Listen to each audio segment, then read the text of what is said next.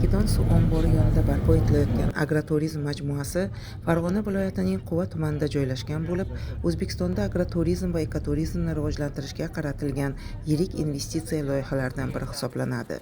Majmua tabiiy manzaralar, qishloq xo'jaligi va zamonaviy dam olish infratuzilmasini o'zaro uyg'unlashtirilgan holda tashkil etilmoqda.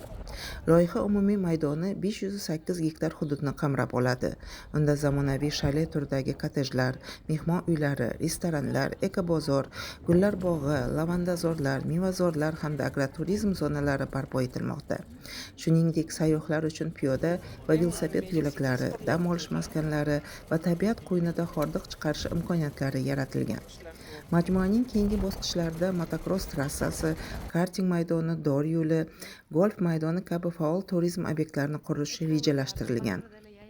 Karkidon suv ombori vodiyning muhim suv xo'jaligi inshootlaridan biri hisoblanadi. Omborning umumiy suv sig'imi taxminan 50 million kub metrni tashkil etadi.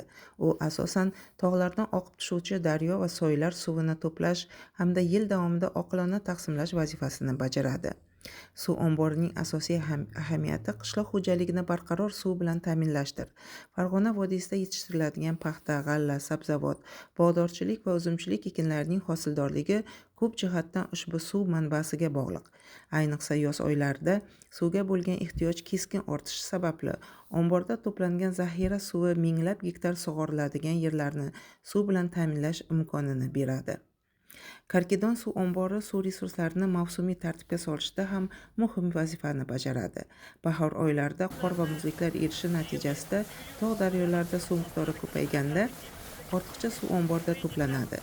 Qurg'oqchilik kuzatiladigan yoz va kuz fasllarida esa ushbu zaxiralar bosqichma-bosqich sug'orish tarmoqlariga uzatiladi. Ekin maydonlarini suv bilan barqaror ta'minlashga xizmat qiladi. Loyihaning umumiy qiymati 635 milliard so'mni tashkil etadi.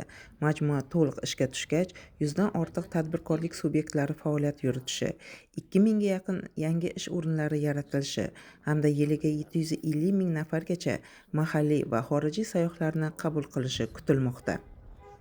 Karkidon agroturizm majmuasi hududning turistik salohiyatini oshirish, ekologik toza turizmni rivojlantirish, mahalliy aholi bandligini ta'minlash va qishloq xo'jaligi mahsulotlarini turizm bilan integratsiya qilishda muhim ahamiyatga ega.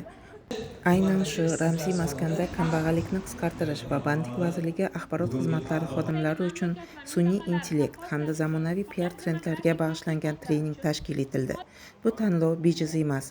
Bugun davlat organlari faqat ishlashining o'zi yetarli emas, balki amalga oshirayotgan islohotlar, yaratilayotgan ish o'rinlari va fuqarolar uchun berilayotgan imkoniyatlarni jamoatchilikka tezkor, aniq va zamonaviy usullarda yetkaza olish ham muhim ahamiyat kasb etadi. Sun'iy intellekt texnologiyalari va zamonaviy kommunikatsiya vositalari esa axborot xizmatlariga bu vazifani yanada samaraliroq bajarish imkonini beradi.